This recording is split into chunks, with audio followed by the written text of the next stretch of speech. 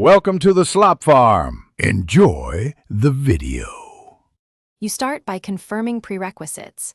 Sign into your Apple ID on a trusted device and confirm a reachable phone number. Once signed in, go to Security and look for Recovery Key settings. Do not generate yet. Make sure you have a current backup of your Mac via Time Machine before changing recovery options. If File Vault is enabled, note that recovery keys relate to encryption. You will either view an existing key or follow steps to create a new one after verifying devices and identity. Now, on your Mac, open System Settings, then Apple ID and Password and Security. You will find the Recovery Key section there. You must verify your identity using two-factor authentication on a trusted device or via SMS to the trusted phone number, because the system protects keys strongly.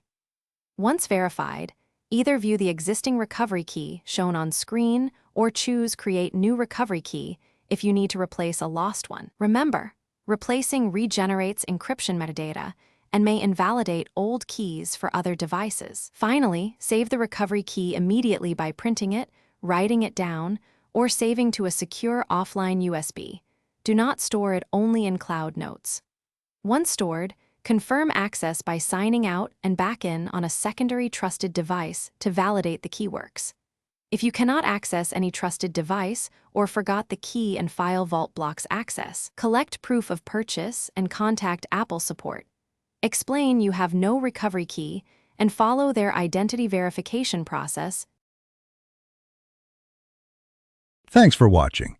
Consider subscribing if we helped you today.